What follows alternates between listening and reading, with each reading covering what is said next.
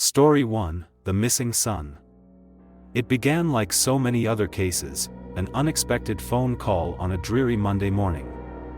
Rain trickled down the windows of Andrew's small office, its rhythm a faint background to the quiet hum of his computer.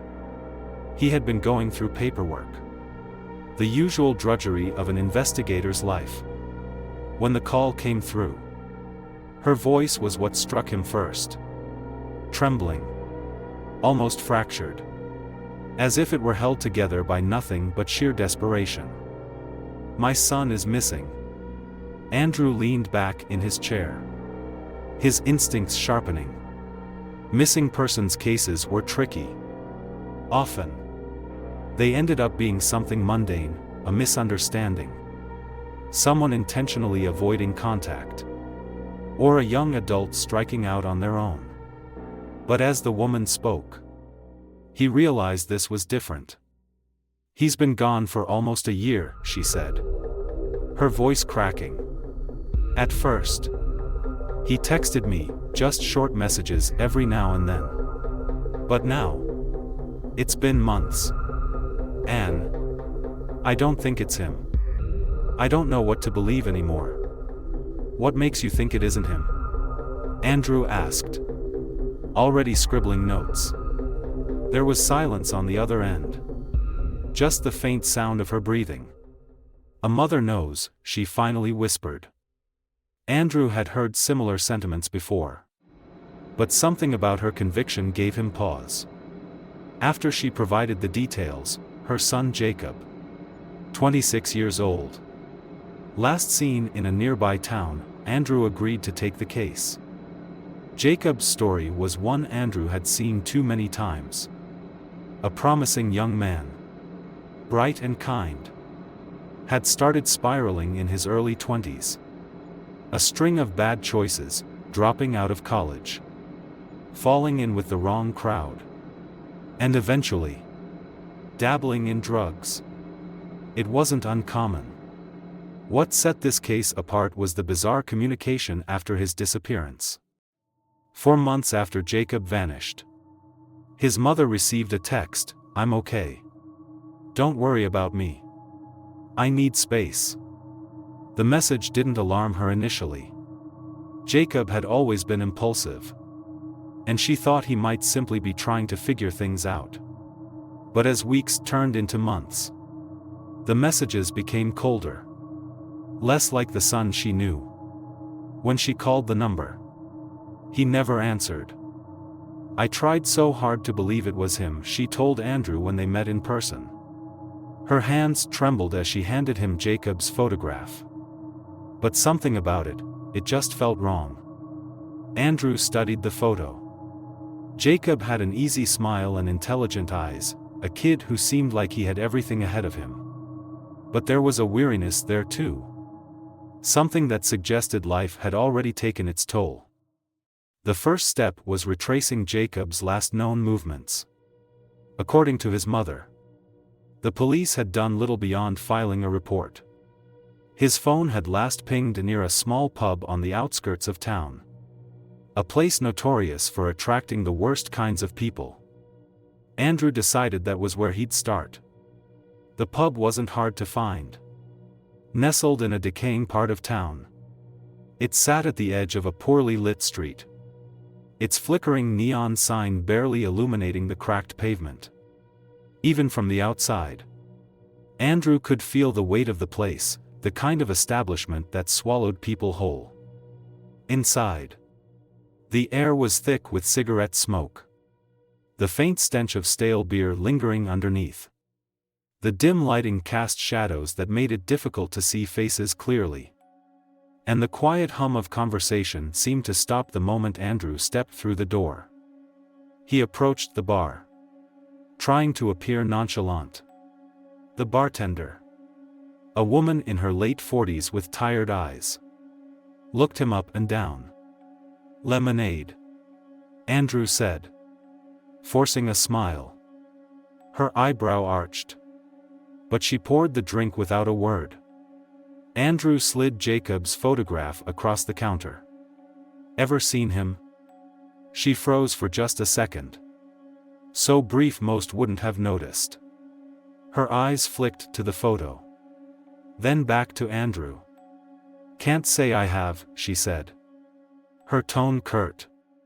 Andrew leaned in slightly, keeping his voice low. "He was here around the time he disappeared. I'm not looking for trouble, just answers." The bartender hesitated, then nodded toward a group of men sitting at the back table. They might know something. Andrew's gaze followed hers. 5 men sat around a scratched wooden table.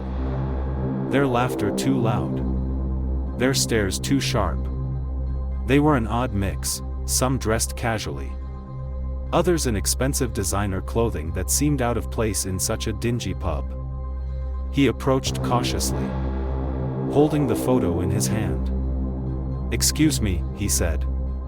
His tone measured. "I'm looking for someone. He might have been here." The laughter stopped. The men turned to him, their expressions unreadable. One of them, a shorter man with salt and pepper hair and a worn leather jacket, smirked. "We see a lot of people come through here. What makes you think we'd remember your guy?" Andrew held up the photo. "He's been missing for almost a year. I'm just trying to help his family." The man leaned back in his chair, studying the photograph. Then he shrugged. "Can't help you." The others muttered their agreement. And Andrew knew pushing further would only paint a target on his back. He thanked them and retreated to the bar. But he could feel their eyes on him the entire time. Over the next few weeks, Andrew spent hours at the pub, blending into the background. He watched the group of men, noting their routines and interactions. One man in particular stood out, the shorter one, who always seemed to be juggling multiple phones. Andrew noticed that one of the phones was a flip phone, old and outdated. It didn't match the image of a man who wore high-end designer clothes. Something about it nagged at him. One evening, he decided to test his theory. Sitting in a corner booth, he dialed Jacob's number. His heart pounded as the line rang. Across the room, the short man reached into his pocket, pulled out the flip phone, and glanced at the screen. Andrew ended the call. The man frowned, then slipped the phone back into his pocket. It was Jacob's phone. Andrew was sure of it. But why was this man carrying it? He tried again. And the pattern repeated. The man silenced the call and pocketed the phone. Andrew's mind raced. If they had Jacob's phone, what else did they have? The thought that Jacob might have met a grim fate was no longer just a possibility, it was a likelihood. Andrew knew he couldn't confront the men directly. They were dangerous. And the pub felt like their stronghold. Instead, he decided to use a different approach. He befriended one of the pub's regulars, a woman named Lisa who seemed to know everyone. Over drinks one night, Lisa confided that the men in the corner weren't just locals, they were part of a drug ring that operated out of the pub. They controlled the area, and anyone who crossed them often disappeared. "They've done it before," she whispered. "I don't know details. But, people talk." Andrew's stomach churned. Lisa also mentioned that Jacob had been seen arguing with one of the men shortly before his disappearance. The argument had gotten heated. But no one intervened. It all clicked into place. Jacob had likely owed them money or had gotten involved in something he couldn't escape. Whatever had happened that night in the pub had sealed his fate. Armed with what he'd uncovered, Andrew went to the authorities. He laid out the evidence, the phone, the testimonies, the suspicions. But the response was tepid at best. Without hard evidence, no body, no proof of violence, the police were reluctant to act. Andrew left their office feeling defeated. He had come so close to uncovering the truth, only to have it slip through his fingers. When he met with Jacob's mother to deliver the news, her devastation was palpable. "Do you think she couldn't finish the sentence?" Andrew hesitated. "I don't know. But I think those men know more than they're saying." Her tears were silent, her grief too deep for words. The case stayed with Andrew long after he closed it. He couldn't shake the image of Jacob's phone in that man's hand or the haunting emptiness in the mother's eyes. In his quiet moments, he wondered, what had really happened to Jacob? Was he still out there somewhere, trapped and unable to escape? Or had the pub claimed another victim, leaving nothing but unanswered questions behind? The truth, he realized, might never be known. Story 2: The Cold Case of Jane Doe. Imagine stumbling upon a discovery so chilling it refuses to leave your mind: a young woman, her body dismembered and discarded like garbage, her name erased, her story forgotten. Now imagine this: decades pass, and her file collects dust in the forgotten corners of a cold case room. She becomes nothing more than a statistic, a ghost of the unsolved. What would it take for someone to bring her story to light? What secrets could lie in the shadows of her past, waiting to be uncovered? Tonight, we delve into the chilling case of Jane Doe, a young woman whose life and death were shrouded in mystery. Who was she? What cruel hand ended her life? And perhaps most hauntingly, why was her story buried alongside her body? As the investigation unfolds, we'll journey into the mind of a determined investigator who uncovers a trail of dark truths that lead to a shocking revelation about a trusted figure in the victim's life. But the question remains: can justice ever be served when the answers are found too late? Or are some stories destined to haunt us forever? It began like so many cold cases, with an anonymous tip and a grisly discovery. It was 1993. Late summer, when a truck driver pulled his rig to the side of a rural highway in Marshall County, Mississippi. He had intended to take a quick break, to stretch his legs and enjoy the solitude of the trees lining the road. But the smell hit him first. It was a pungent, sickly sweet odor that triggered a primal unease in his gut. He followed it, cautiously stepping off the shoulder of the road and into the underbrush. That's when he saw them, 2 black trash bags, carelessly tossed at the base of a tree. He moved closer, dreading what he might find. When he tore open the first bag, he froze. A torso, mangled and bloated, stared back at him, the flesh marred by the elements. Trembling, he stumbled away, fumbling for his phone to call the police. When investigators arrived, they discovered the second bag contained the victim's legs. But her head, hands, and feet were missing. Whoever had killed her had gone to great lengths to ensure she could never be identified. At the time of the discovery, the case had shocked the small community. The local papers dubbed her Jane Doe, a name that would stick for decades. Early efforts to identify her proved fruitless. With no head, no fingerprints, and no missing person report matching her description, investigators hit a wall almost immediately. Weeks turned into months, and months into years. The case grew colder by the day.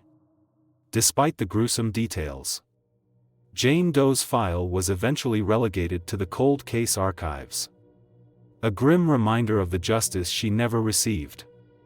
It wasn't until decades later, when advancements in technology made reopening cold cases a possibility, that her story resurfaced. Enter Michael Garrett, a seasoned investigator with a reputation for solving the unsolvable. For Garrett, the case wasn't just another file. It was personal. He had grown up in Marshall County and remembered the chilling discovery vividly. The idea that someone could die so brutally and be forgotten felt like an insult to justice itself. Garrett started with the basics. Combing through the original case file. The details were sparse. The condition of the body suggested the woman was in her early 20s. Possibly a drug user or sex worker based on the needle marks on her arms. A set of boot prints, size 12, had been found leading to and from the scene. But they had never led to a suspect. The first lead Garrett pursued was DNA. Decades earlier, DNA technology was in its infancy. But now, it offered a glimmer of hope. Jane Doe's remains had been preserved. And Garrett submitted samples to a national database. Weeks passed before a match came back, not to Jane Doe herself, but to a distant relative. It was a breakthrough, albeit a small one. Using the DNA match, Garrett traced the family tree and found himself contacting an elderly woman in Louisiana who claimed to have had a niece that went missing in the early 90s. Her name was Emily Ward. Emily Ward had vanished in 1991. Just 2 years before Jane Doe's body was found. She had been 18 at the time and had a troubled home life. Her stepfather, Raymond Ward, had been strict to the point of cruelty. And her mother had been largely absent, emotionally detached from the struggles of her daughter. Emily's stepmother, however, had loved her like her own. She had filed the missing person report. Though Raymond had been reluctant. He claimed Emily was rebellious and had likely run away. The description matched Jane Doe almost perfectly. Garrett felt a rush of excitement as he compared Emily's case file to Jane Doe's. The timeline, the age, the physical characteristics, they all lined up. But something nagged at him. The DNA match was only partial. Garrett decided to dig deeper into Emily's family history. And what he uncovered sent chills down his spine. Raymond Ward was not Emily's biological father. A fact that wasn't shocking in itself. But Garrett discovered that Raymond had a criminal record, something he had successfully hidden for decades. In his younger years, he had been arrested for indecent exposure and, more disturbingly, for attempted kidnapping. Garrett's instincts told him Raymond wasn't just an abusive father figure. He might have been much more. As he dug into Raymond's past, he uncovered a pattern of disturbing behavior. Former neighbors described him as controlling, quick-tempered, and territorial. A former co-worker recalled overhearing Raymond make comments about fixing his stepdaughter's attitude. Garrett's investigation came to a head when he uncovered a chilling detail. Raymond had abruptly left town just days after Emily was reported missing.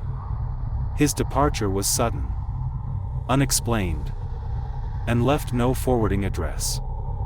Garrett suspected that this wasn't a coincidence. But the most damning piece of evidence came from Emily's stepmother. She described how, in the months leading up to Emily's disappearance, Raymond's behavior had grown increasingly erratic. Emily had confided in her stepmother, saying she felt unsafe and believed Raymond was watching her every move. Garrett pieced together a theory. Raymond had likely killed Emily in a fit of rage or control and had gone to great lengths to cover his tracks. He had dismembered her body to avoid identification, then dumped it in the woods, believing it would never be found. But Garrett was missing one critical piece of evidence: Raymond himself. Tracking Raymond proved nearly impossible. He had changed his name multiple times, using stolen identities to evade detection. Garrett hit dead end after dead end, each more frustrating than the last. The authorities were reluctant to allocate resources to chase down a man who might not even be alive anymore. Garrett felt the weight of the system's limitations pressing down on him. Still, he couldn't let it go. In the end, Garrett had to accept a bitter truth: some cases are destined to remain unsolved. Jane Doe's identity was all but confirmed. And yet justice for Emily Ward felt out of reach. Raymond Ward had vanished, leaving behind nothing but questions and a trail of shattered lives. Garrett closed the file with a heavy heart, haunted by the knowledge that Jane Doe would never truly rest. Her story had been unearthed, but the answers she deserved were forever out of reach. As Garrett walked away from the case, he couldn't help but wonder how many more stories lay buried, waiting to be uncovered. How many more Jane Does would haunt the dark corners of the world, their voices silenced but never forgotten. Story 3: The Destroyed Case File.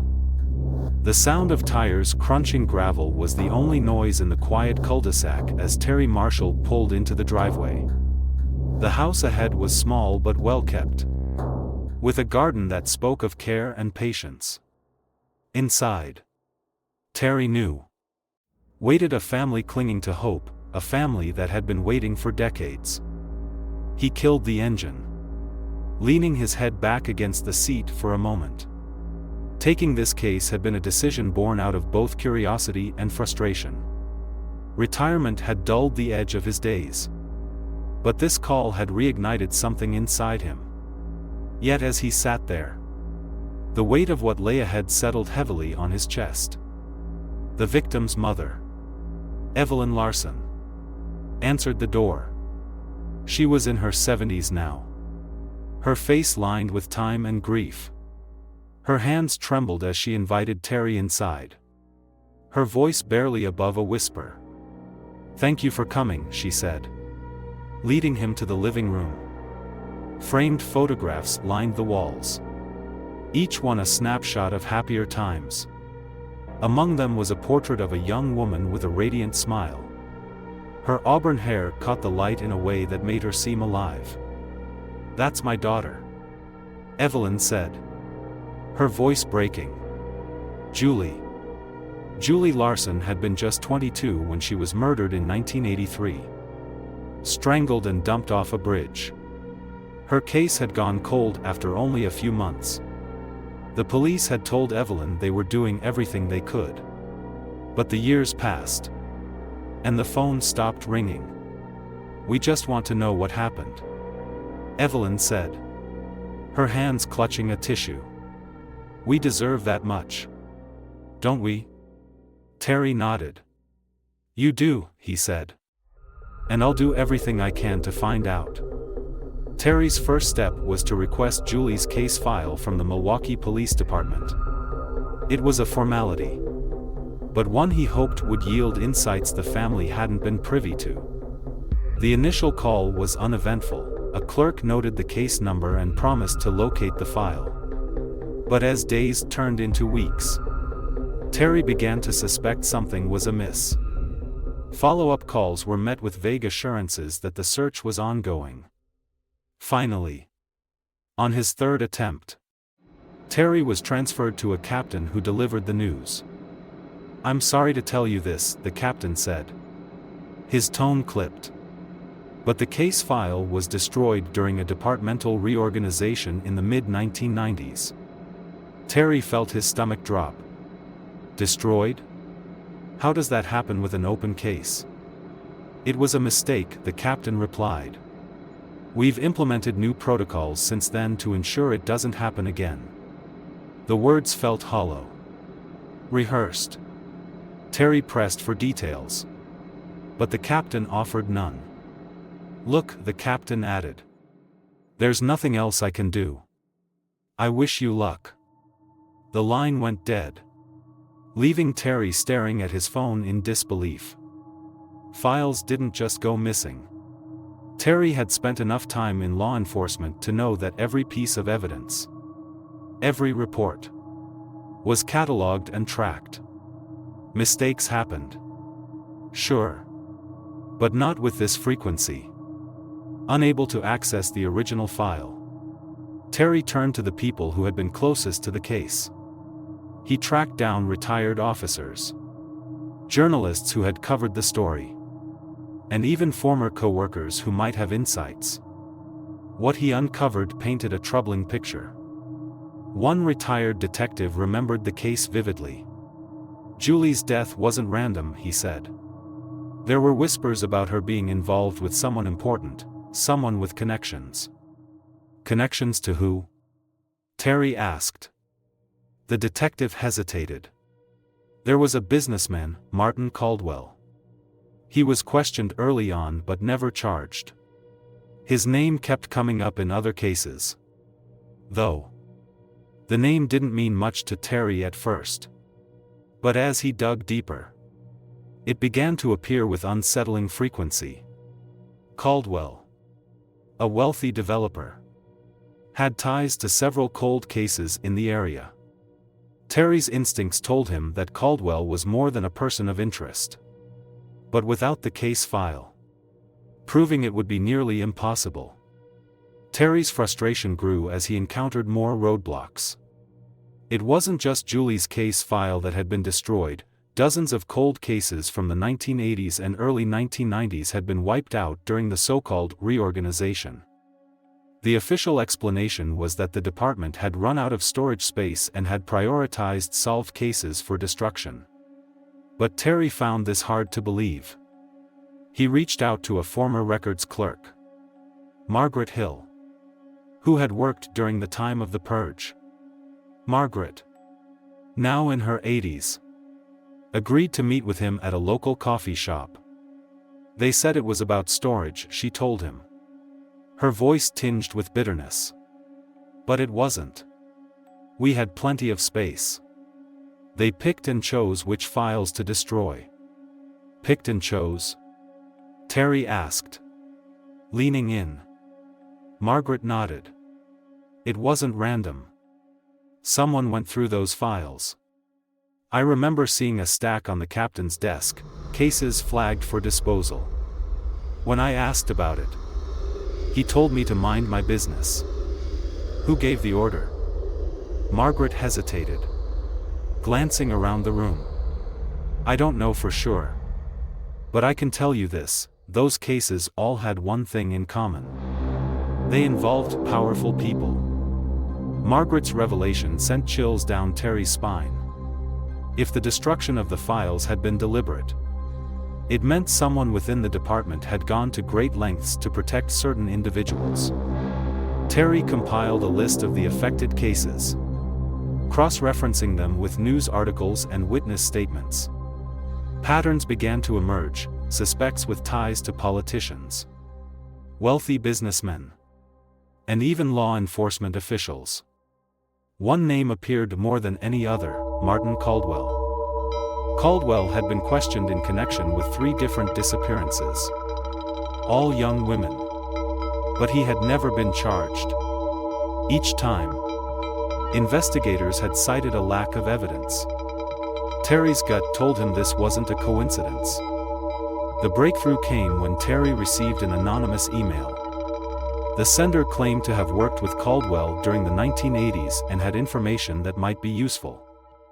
They agreed to meet in a parking garage late at night, a scene straight out of a crime thriller. The man, who introduced himself only as Paul, was visibly nervous. Caldwell's a monster, Paul said, his voice barely above a whisper. He had connections everywhere, police, judges, you name it. If someone got too close to exposing him, they disappeared. Paul provided details that confirmed Terry's suspicions. Caldwell had used his wealth and influence to manipulate investigations, ensuring that evidence against him was either buried or destroyed. Why are you coming forward now? Terry asked. Paul hesitated. I'm tired of living with it. People need to know the truth. Armed with Paul's testimony, Terry felt he was close to unraveling the conspiracy. But without hard evidence, his findings were little more than allegations. He presented his case to the district attorney, but the response was lukewarm. There's no statute of limitations on murder, the DA said. But we need more than hearsay to move forward. Terry left the meeting feeling defeated. He had spent months piecing together the truth, only to be met with indifference. In the end, Terry was forced to accept the limits of his investigation. Caldwell remained untouchable, his crimes buried beneath layers of corruption and neglect. For Julie's family, the lack of closure was devastating. Evelyn Larson passed away a year later, never knowing the full truth about her daughter's death. Terry, too, was haunted by the case. The destroyed files were more than a clerical error, they were a betrayal of the very principles he had sworn to uphold. As he packed away his notes, Terry couldn't help but wonder how many more secrets lay buried in the shadows, protected by those who were supposed to deliver justice. And perhaps most chillingly, how many more lives had been lost, erased from history by the actions of a few powerful men? And so, Andrew's investigation into Jacob's disappearance leaves us with haunting questions. Shadows that refuse to be illuminated. Was Jacob simply a victim of bad circumstances? Or was he ensnared by something far darker, lurking in the fringes of society? As Andrew reflects on the phone in that man's pocket, we are left to wonder, was it truly Jacob's story that ended? Or does it continue, hidden and untold? Now it's your turn. What do you think happened to Jacob? Could Andrew have done anything differently to find closure for Jacob's mother? Or do you think some cases are meant to remain mysteries? Share your thoughts in the comments below. I'd love to hear your theories. If you enjoyed this chilling tale, don't forget to like the video, share it with your fellow mystery enthusiasts, and subscribe to Wolf Tales for more gripping stories that make the night just a little darker.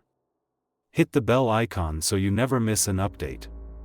Until next time, stay curious and stay safe.